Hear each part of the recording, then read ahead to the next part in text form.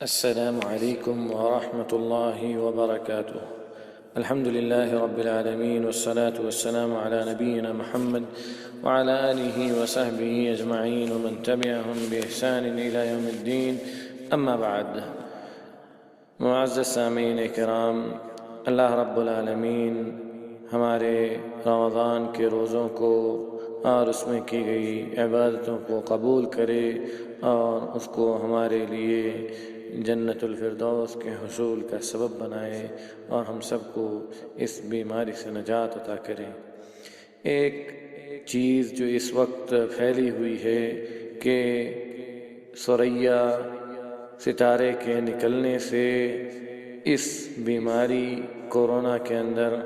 یا تو کمی آئے گی یا یہ بیماری ختم ہو جائے گی۔ تو اس سلسلے میں جو حدیث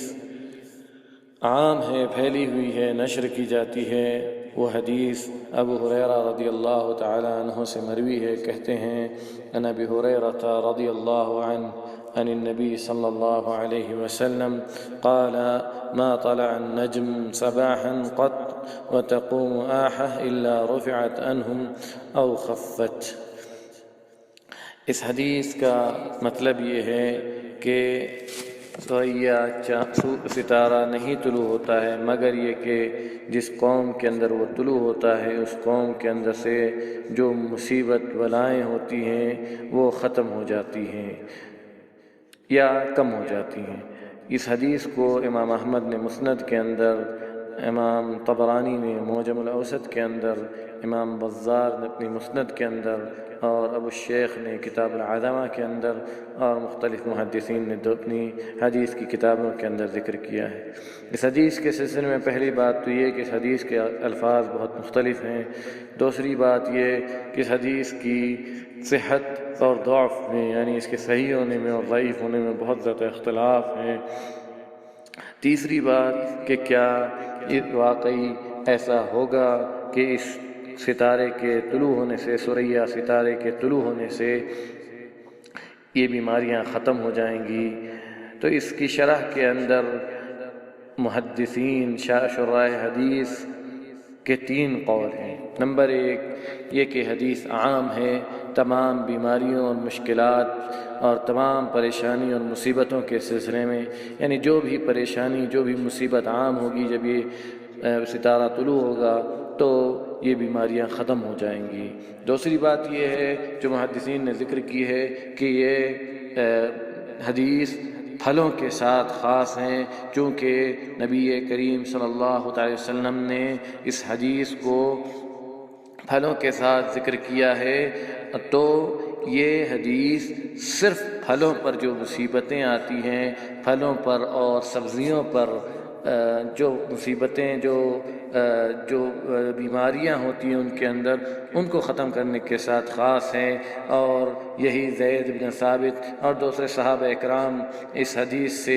استدلال کرتے تھے، گویا یہ فہم صحابہ ہے۔ زید بن ثابت رضی اللہ تعالی عنہ کان لا یبیع ثمار ارضہ الا عند طلوع الثریا، کہ زید بن ثابت رضی اللہ تعالی عنہ اپنی زمین کا پھل صرف اسی وقت بیچتے تھے جب یہ ستارہ طلوع ہوتا تھا۔ تو یہ حدیث، اس حدیث سے صحابہ اکرام نے یہ سمجھا تھا، تو گویا وہ یہ سمجھتے تھے کہ حدیث اس بیماری یعنی پھلوں اور پودوں کی بیماری کے ساتھ خاص ہے، پھل اور سبزی وغیرہ کے ساتھ خاص ہے۔ بلکہ شراح حدیث میں سے کچھ لوگ اس بات کی بھی طرف گئے ہیں کہ یہ خاص ہے اہل حجاز کے لیے، یعنی اہل حجاز کے سلسلے میں جو یعنی ان کی زمین پر ان کے پھلوں اور ان کی سبزیوں میں جو بیماریاں ہوں گی یا ان کے اندر جو بیماریاں ہوں گی ان کو ختم کرنے کے ساتھ یہ خاص ہے۔ اسی کو مسند الشافعی کی شرح میں لکھا گیا ہے، اور اسی کو امام ابن بطال رحمۃ اللہ علیہ نے بخاری کی شرح میں بھی لکھا ہے۔ یہ رہی بات اس حدیث کے متعلق۔ اب اگر ہم اس حدیث کو یہ مان بھی لیں کہ یہ حدیث ان تمام بیماریوں سے متعلق ہیں جو زمین پر عام ہوں گی، تو کیا یہ سمجھنا کہ یہ ستارہ طلوع ہوگا تو اس کی وجہ سے بیماریاں ختم ہو جائیں گی، کیا یہ صحیح ہے یا نہیں؟ تو آئیے ذرا اس پر بھی ایک نظر ڈالتے ہیں۔ زید بن خالد رضی اللہ تعالیٰ عنہ کی حدیث ہے، کہتے ہیں کہ نبی کریم صلی اللہ علیہ وسلم نے صلح حدیبیہ کے دن ہمیں نماز پڑھائی۔ جب صلح حدیبیہ کے موقع پر نبی کریم صلی اللہ علیہ وسلم نے ہمیں نماز پڑھائی جس وقت بارش ہوئی تھی رات میں، تو نبی کریم صلی اللہ علیہ وسلم نے فرمایا کہ صحابہ اکرام سے کہ کیا تم جانتے ہو کہ اللہ رب العالمین نے کیا کہا ہے؟ تو انہوں نے کہا کہ اللہ و رسول اعلم، کہ اللہ و رسول ہی بہتر جانتے ہیں۔ تو کہا نبی کریم صلی اللہ علیہ وسلم نے کہ اللہ رب العالمین نے کہا ہے کہ میرے بہت سے بندے ہیں جنہوں نے میرے اوپر ایمان لائے اور جنہوں نے علم نجوم کا انکار کیا، اور بہت سے ایسے ہیں جنہوں نے میرا انکار کر کے علم نجوم پر ایمان لے آئے تو وہ کافر ہو گئے ستارے پر ایمان لانے کی وجہ سے۔ اس حدیث کا مطلب یہ ہے، اس حدیث سے نبی کریم صلی اللہ علیہ وسلم کہنا یہ چاہتے ہیں کہ جس شخص نے یہ ایمان رکھا کہ فلاں ستارے کے فلاں جگہ جانے کی وجہ سے یا فلاں ستارے کے طلوع ہونے کی وجہ سے یہ بارش ہوئی ہے، تو گویا کہ اس نے اس بات کا انکار کیا ہے کہ یہ اللہ رب العالمین کی قدرت محض ہے۔ اس نے یہ اقرار کیا ہے کہ یہ ستارے جب اس طرح سے طلوع ہوتے ہیں یا فلاں جگہ سے فلاں جگہ منتقل ہوتے ہیں تو بارش ہوتی ہے، حالانکہ ایسا ہرگز نہیں ہے، بلکہ یہ خاص اللہ رب العالمین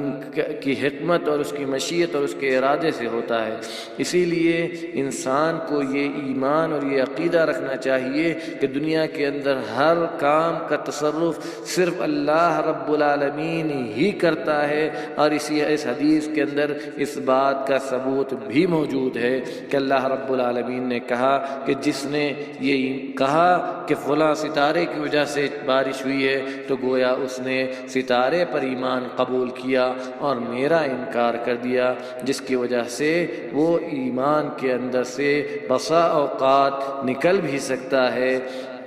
اگر وہ یہ سمجھتا ہے کہ ستارہ تصرف کرنے کا، یعنی ستاروں کو یہ طاقت ہے کہ وہ بارش نازل کر سکے اور بارش وغیرہ کو روک سکے، تو نعوذ باللہ اس نے شرک اکبر کیا۔ اور اگر اس نے یہ سوچا کہ ستارہ سبب ہے اس بارش کے ہونے کا تو اس نے کفر اصغر کیا، شرک اصغر کا ارتکاب کیا، کیونکہ ستاروں کے وجود کا سبب اللہ رب العالمین نے کلام مجید کے اندر اور نبی کریم صلی اللہ علیہ وسلم نے حدیث نبوی کے اندر جو بتلایا ہے وہ صرف 3 چیزیں ہیں۔ نمبر 1، اللہ رب العالمین نے آسمان کی زینت کے لیے انہیں بنایا ہے۔ دوسرے نمبر پر جو شیاطین فرشتوں کی باتوں کو اچکنے کے لیے، کاہنوں کو پہنچانے کے لیے، ان کی نیابت کے طور پر کرتے ہیں، ان کو مارنے کے لیے۔ اور تیسری چیز، اللہ رب العالمین نے اس سے راستے کو دیکھنے کے لیے بنایا ہے، راستے کی ہدایت پانے کے لیے بنایا ہے، اس کے علاوہ ستاروں کا کوئی کام نہیں ہے۔ تو اب اگر یہ حدیث ہم صحیح بھی مان لیتے ہیں تو اس کا مطلب یہ ہوگا کہ یہ اللہ رب العالمین نے جو کچھ اختیار کیا ہے، جو رب العالمین کی مشیت ہے، وہ رب العالمین کرتا ہے، جو چاہتا ہے وہ ہوتا ہے۔ اللہ رب العالمین ہی نے اس ستارے کو بھیج کر کے اللہ رب العالمین نے یہ دکھایا ہے کہ جب یہ ستارہ آئے گا اور جو لوگ میرے اوپر ایمان لائیں گے وہ یہ سوچیں گے کہ یہ حکم سے، رب العالمین کے حکم سے فلاں وقت میں بیماریاں ختم ہو جاتی ہے، یہ ستارہ نکلے یا نہ نکلے، اور وہ اس بات پر ایمان رکھتے ہیں کہ رب العالمین جب چاہے گا وہ بیماریوں کو ختم کر دے گا تو وہ مومن ہوا۔ لیکن جو شخص یہ اس بات کا اقرار کرے کہ جس کے دماغ میں، جس کے ذہن میں جس کا یہ عقیدہ ہو کہ اس ستارے کی وجہ سے بیماری ختم ہوتی ہے، تو گویا اس نے ستارے پر ایمان لایا، اس نے رب العالمین کی قدرت کا انکار کیا۔ تو اب ہمیں یہ چاہیے کہ ہم اس بات پر یقین رکھیں کہ اس ستارے کے نکلنے سے نہ تو کوئی بیماری ختم ہوتی ہے، نہ کوئی بیماری آتی ہے، صرف اور صرف اللہ رب العالمین ہی ہے جو قدرت کر سکتا ہے، جو تصرف کر سکتا ہے، جو مالک ہے، جو خالق ہے۔ رب العالمین ہمیں صحیح معنوں میں اپنے دین کو سمجھنے کی اور اس پر عمل کرنے کی توفیق عطا فرمائے۔ وما علینا الا البلاغ۔ السلام علیکم۔